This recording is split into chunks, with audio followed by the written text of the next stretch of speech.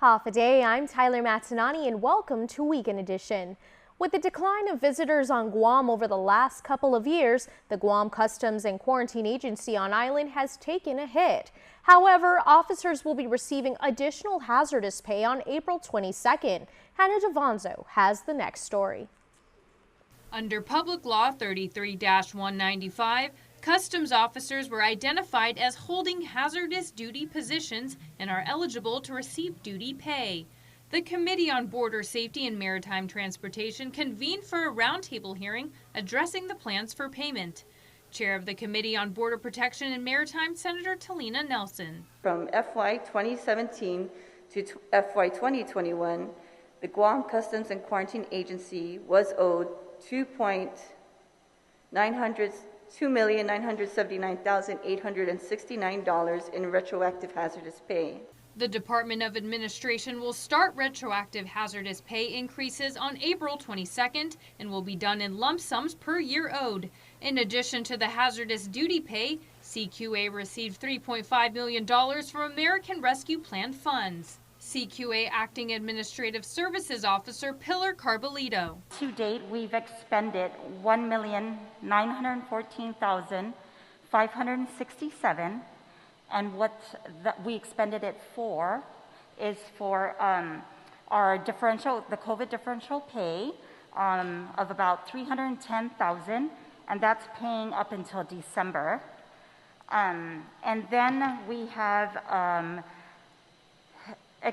we're about to expend $1,604,567, and that is for the customs and quarantine trainees, and we're looking at about 30 recruits. With the remaining $1.5 million, Carbolito said they hope to use some of it for promotions. This has raised concerns for senators such as Joanne Brown. I just think we need to start making responsible decisions and stop abusing the funds, and especially there's no public accounting until after the fact. Now we're hearing about it now this afternoon, that you're using federal money to pay for promotions, and I just don't think that's right. I think that those things should not be put out there after the fact and then expect the people to pay for it. Senator Brown and Nelson both questioned how CQA will sustain payments in the future if ARP funds are being used for the promotions. Hannah Devanzo for KUAM News. The Guam Crime Stoppers is reaching out to the community for assistance in finding the people responsible for a Harmon burglary. It's tonight's Crime of the Week. Half a day. I'm Sergeant Paul Tapau, your Guam Crime Stoppers Coordinator, and this is your Crime of the Week. On Friday, April 8th, our officers from the Dedicated Precinct Command entertained a burglary complaint that occurred at the Guam Football Association's training center located in Route 27, Harmon Loop Road. Now, the preliminary report suggests that on Thursday, April 7th, contract workers that were installing the high-mast stadium lights secured for the day and secured all their equipment within GFA's maintenance container. On Friday, April 8th, the workers returned only to discover that the maintenance container had been broken into. An assessment was made where it was discovered that over 20 high-mast stadium lights were stolen. Now, the Guam Crime Stoppers is seeking the assistance from the community relative to this case investigation. If anyone has any information that can aid in this case, you're kindly asked to submit a tip online at guam.crimestoppersweb.com. All tip information will remain completely confidential, and a cash reward of up to $1,000 could be paid if the information provided leads to an arrest and a grand jury indictment. Your call does make a difference. The Marianas shared the world stage in Palau at the 7th Hour Ocean Conference. Tomas Maglotnia reports on the voices from the Marianas shaking up in the global conversation. The ocean taking center stage at the 7th Hour Ocean Conference in Palau, bringing world leaders, advocates, and the community to the same table. For Palau and for island states around the world, the health of our ocean isn't only about conservation for the future, it's about survival today. President Joe Biden making a commitment to the urgent calls for action to address climate change. Former Secretary of State John Kerry, now the climate envoy, attended in person and echoed the administration's commitments. We're moving to deploy 30 gigawatts of offshore wind and energy by 2030. We're working together with other countries to implement green corridors to get international shipping sectors to zero emissions by 2050. We're conserving at least 30% of U.S. waters by 2030. That timeline coming at the most urgent time when the United Nations says recent data shows that there is a code red for humanity. Voices from the Marianas also took center stage. Saipan lawmaker Sheila Babauta, who recently introduced former President Barack Obama at the UN Climate Conference, shared her call to action on an indigenous-led panel. I really would like to offer a different approach to engaging with traditional communities and with indigenous populations.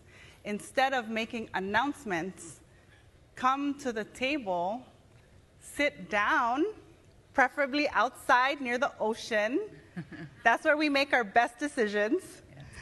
And listen. And listen to the indigenous community. Listen to their struggles, listen to their successes, listen with respect and compassion and curiosity.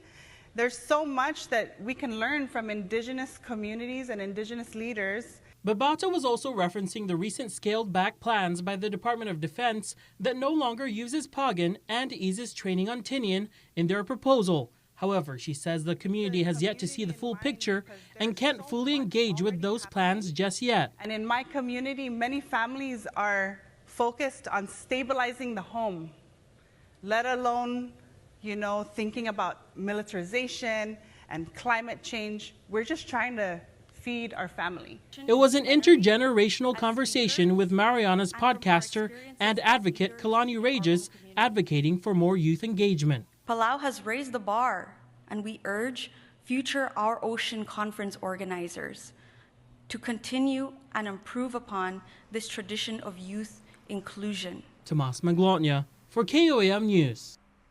6 public school teachers are competing to become the 2023 Guam Teacher of the Year. KUAM's Isaiah Uggan has more. The Guam Department of Education and the Foundation for Public Education, also known as the FPE, held a press conference Tuesday, announcing the 6 finalists for the 2023 Guam Teacher of the Year at the Car Plus showroom in Mighty.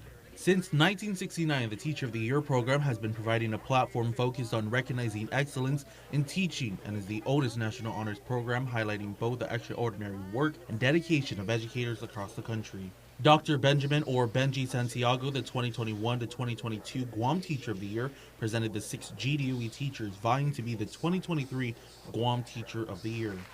Seferino Durasan Jr. of Atacao Elementary School, Stephanie Conception of Telefofo Elementary School, Keana Mendiola of Upi Elementary School, Sinisa Santos Billini of Agata I. Johnson Middle School, Joyce Berry of John F. Kennedy High School, and Joy Lynn Atta of George Washington High School are the 6 educators competing to be the next Teacher of the Year for Guam.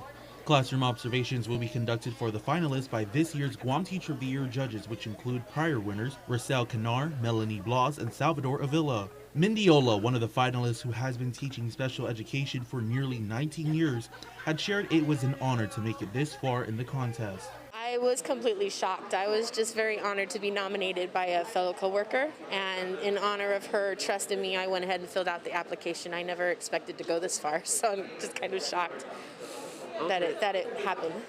The Guam Teacher of the Year will represent the island in Washington, D.C. for a conference slated in April of next year. The winner will be announced at the virtual gala on KUAM TV 8 and live streaming on the KUAM News Facebook page, scheduled on Sunday, May 15th. The special along will honor all of the finalists, plus feature a special performance and messages from sponsors and dignitaries. KUAM Communications, Bank of Guam, and Cars Plus Guam are this year's proud sponsors. Reporting for KUAM News, Guahusi Isaiah Uggan. The Liz Reyes Art Gallery has something new in store for residents and visitors to check out. Daniel Perez has the details. Looking for a way to easel up? Then head on up to the Tumon Sands Plaza, where the organized brotherhood relating to the arts is holding their art exhibit for all to enjoy.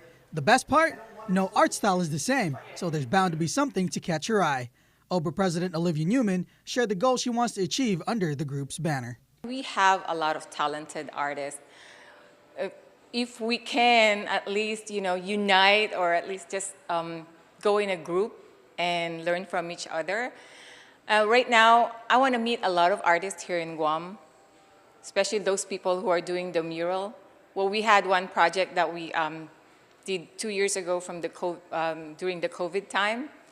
So from there, you know, at least we expose ourselves, and we're like kind of an invitation to the public also to join us if they want to. For those who have a love for Guam and Saipan, Newman's work is inspired by the beautiful scenery from both islands. Living here in Guam for 14 years and hiking some trails, so that inspires me to draw the Phi Beach. It's a hiking trail going to the bottom of the Two Lovers Point, and the Marble Cliff. It's really nice hiking there. And I also lived in Saipan for 11 years, so that's why I have these two paintings here, which is the Forbidden Island and Suicide Cliff. Newman encourages any new or veteran artists to check out the exhibit and reach out to OBRA should they want to join and share their knowledge and art style. If you're interested in joining the art group, check out their Instagram at OBRA Guam. Multimedia artist Marcus Villaverde's art style is very unique and one of a kind, and is sure to make your head turn. He shared what inspired him to create such eye-catching work. The way I started with art was more on illustrating cartoon characters and all these things, you know. And I don't know, as I evolved as an artist, as I went to art school, as I got to befriend other fellow artists, like I took so much influences from everything I've learned, everyone I've met, every experience, and just like mash it all together. Villaverde says he has no particular art style, but it is a mix of digital illustrations, graphic designs, pop art, and surrealism. He urges the community to support local artists and the arts as it encapsulates the moment of our island culture. The OBRA Art Exhibit is open every day until May 3rd from 11 a.m. to 6 p.m. Admission is free, and you're sure to walk out with a smile on your face and a deeper love for the arts and our local artists. Daniel Perez reporting for KUAM News. Coming up on Weekend Edition, newest addition to Culture Club, and later, sports with Dave Delgado. Keep it here. You're watching KUAM. Let us know what's up on our KUAM News WhatsApp tip line at 671-727-0094. Share information about what's happening in your town, on Guam or the CNMI, and what you want us to know. Reach us on WhatsApp at 671-727-0094. Guam's auto appearance specialist, Elegant Reflections, has been providing the automotive industry with professional detailing and car care products at its highest quality, from complete detailing, full interior detailing, exterior detailing, headlamp restoration, hand washing, seat and carpet shampoo, engine degreasing, undercarriage cleaning, paint sealant, fabric protection, paint oxidation removal, and so much more. Visit us at our new location. Call 646-5555 for an appointment. Elegant Reflections, Guam's auto appearance specialist, over 20 years of experience.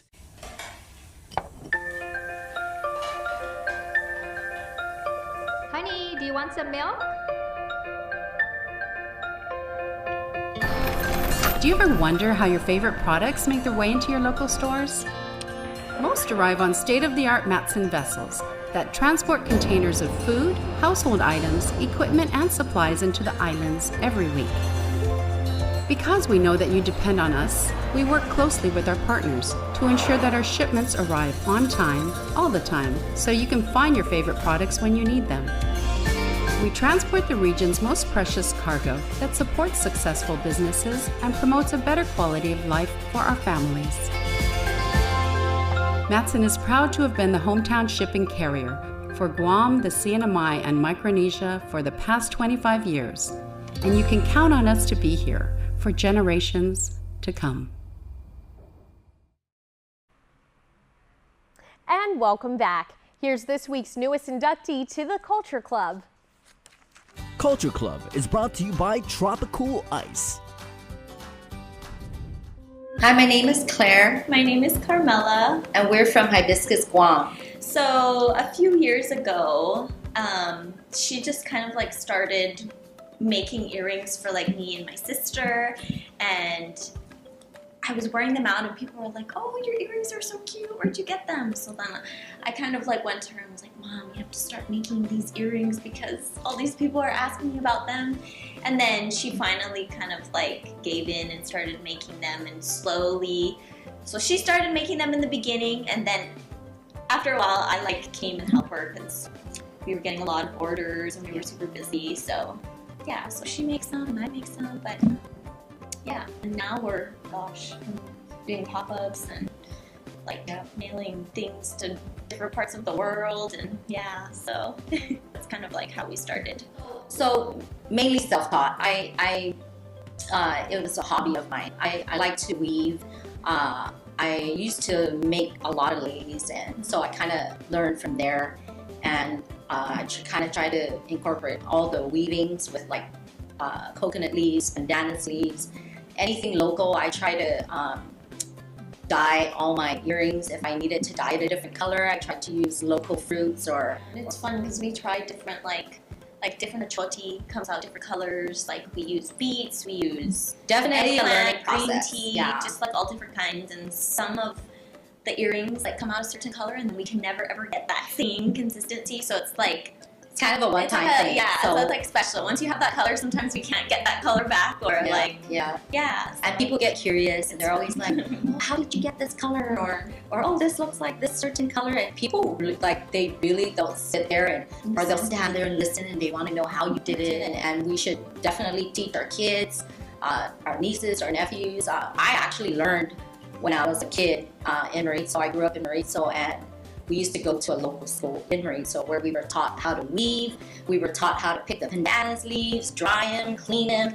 We got taught how to make salt. I mean, we were taught everything that I pretty much know now. It really is something that we should try to keep in our culture. And I kind of really want to keep that going, like with the earrings. And we get people from all over the world that have moved away from the island, and they'll message and say, "Oh, I really want these earrings. Can you mail these to me?" And it just makes us really happy.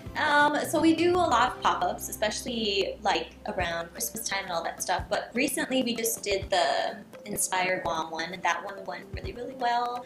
So we're like so excited to see all like the local artists and stuff, and there's a lot of new ones, up and coming new ones too. But yeah, that was a really good turnout for us. Yes. Yeah. And it was kind of almost last minute, but we were definitely prepared. We had like a week in advance, or maybe but it was good.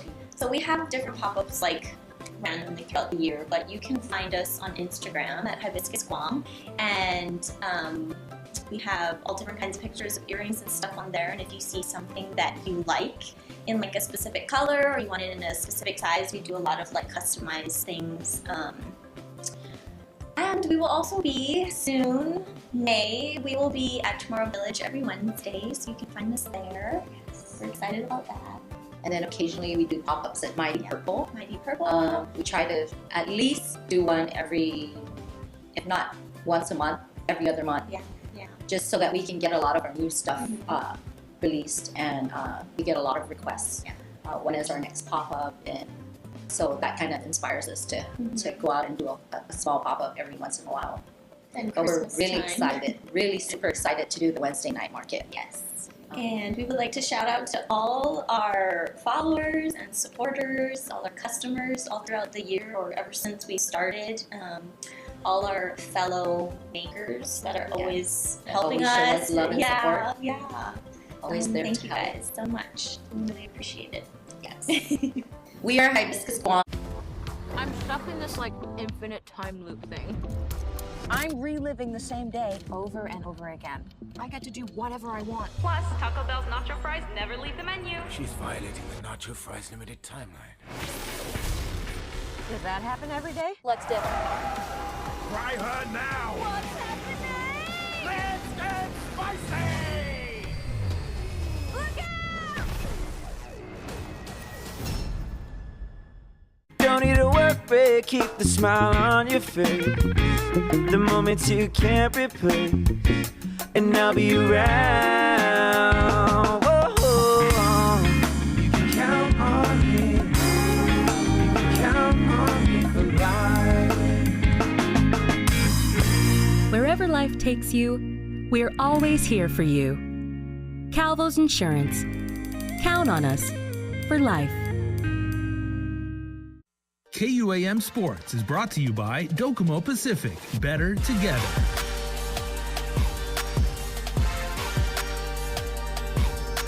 The Guam Swimming Federation held their spring 2022 time trials at the Israel Sports Complex, St. John Swimming Pool in Upper Tumon for a chance to represent for Team Guam. It's been about 3 years since they've actually competed locally, so a lot of nerves. They're excited.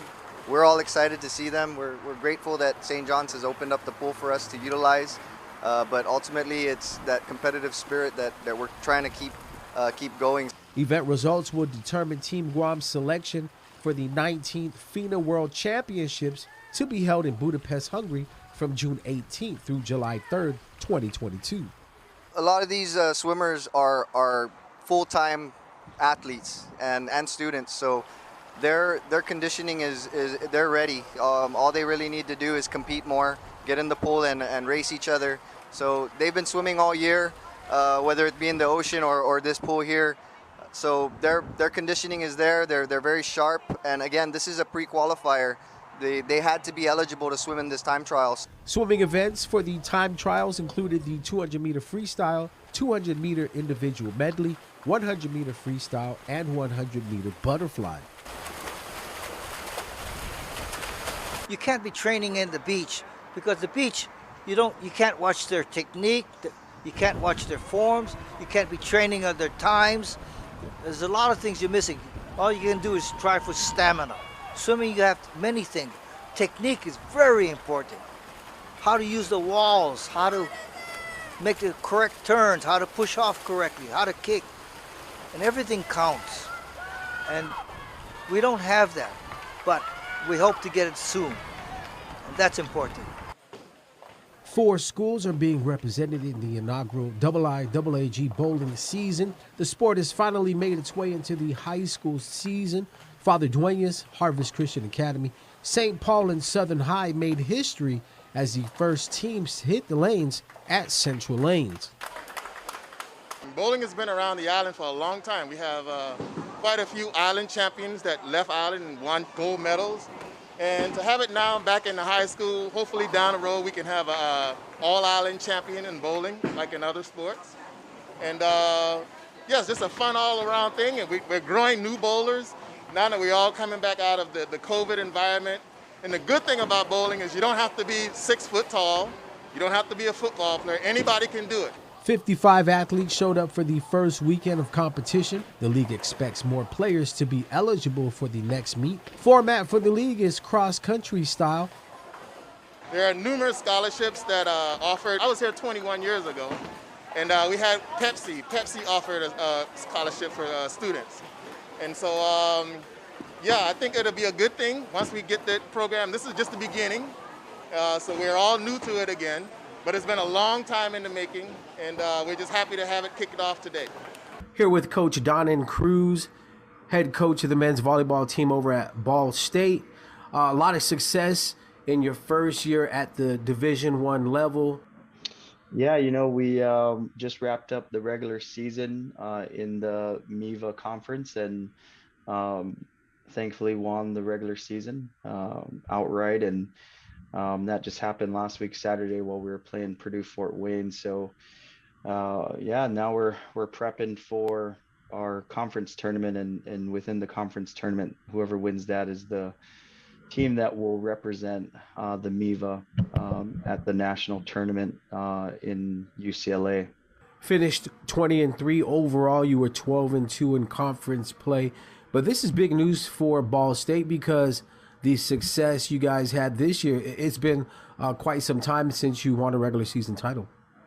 Yeah, I think it's been almost 20 years since the program has won a regular season, and over 25 years since we won the regular season title outright. So, it's definitely big news. Ball State is very well known for some very high level players and coaches that are still in the game right now, and a rich alumni and a rich volleyball history. So for a lot of the people that are following, it's been a fun season to kind of see us back on top, and a lot of fun things going on campus, man. There's a ton of support in the community, and it's been a fun year. So it's been a lot to kind of digest as we go along, but it's been a great season so far.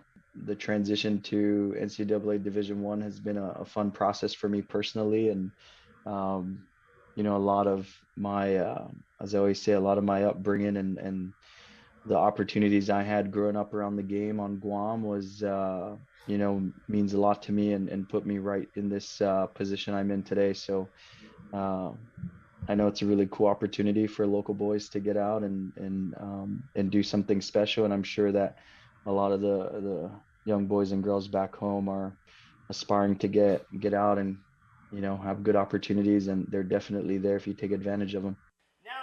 The island's jiu-jitsu community came together to show their support for Guam strongman Joe Gagat Pangilinan, who's battling cancer. BJJ black belt champion Bryant Pangilinan held a seminar last night as part of fundraising efforts at the International Sports Center. My uncle and my dad have touched so many lives, and it just goes to show how much people we have connections with, and I'm just so glad to see everybody here to come out and support us, like in this hard times right now. But really appreciate everybody coming out and showing their support. I love this sport. It's been doing it for years, and I'm just so glad that everybody is around.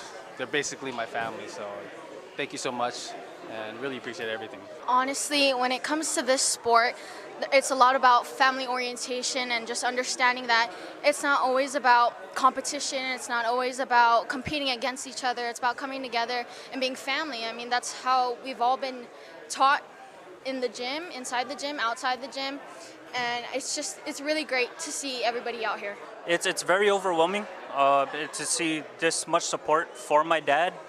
He's touched so many people in and out of the gym. It didn't matter who you are, what color, race, religion you are. You were always family to him, to us, and our family can't be any more thankful and blessed to have such a support system from the community.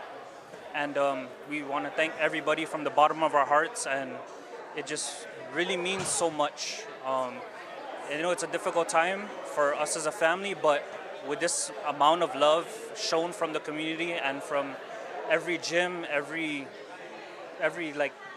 person, it's very overwhelming, and I couldn't be any more blessed and happy to have such support coming from everybody here. And thank you to KUAM, thank you to everybody here, thank you to the families for the support for my dad. It's a blessing in disguise, and we couldn't be any more happier. KUAM Sports is brought to you by Docomo Pacific. Better together.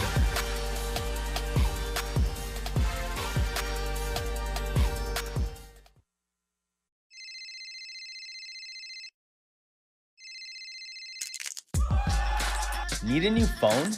Trade in now and get up to $500 off our best 5G devices. Trade in your older phone in any condition and step up to better savings and speeds only our 5G network can provide. Check out our website and catch up on the best mobile experience. Trade in now. Docomo Pacific. Better together. If you really want to find out what you're made of, you can forget the personality tests and social media quizzes. Because the only way you're ever gonna know is by heading into the big, wild, raging, so damn beautiful it hurts world and finding out for yourself. Were you born to follow a path, or were you born free? These are the things we thought about when we made the new Grand Cherokee. Made for what you're made of. Over in the NMI yesterday, the island's Catholic faithful hiked up Mount Tapochau. NMI residents resumed the Good Friday tradition after 2 years due to the pandemic. Residents trek up the mountain, visitation stations of the cross leading up to the summit early Friday morning, and witnessed a cross being placed on top of the mountain. People that was up here, definitely not an easy walk, and just having the drive to come up here, taking a break when you need to, just it's much of fulfillment. CNMI Governor Ralph Torres participating in the trek with his wife, First Lady Diane Torres. And it's time for our birthday shout outs courtesy of the Cold Stone Creamery Club. Saturday birthday wishes going out to Zetas and Augustine, so happy birthday, blessings. Your familia is incredibly proud of you, not just this weekend, but 365, 24/7, all year round. Happy birthday to Zeta. And on Sunday, Abanuch, happy birthday to you. We love you so much from your adoring family.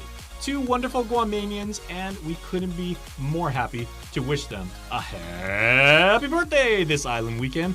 Please be safe and have a great Saturday and Sunday. And that's our show from all of us here at KUAM. Happy Easter Sunday, everyone. I'm Tyler Matsinani, and we'll see you next time.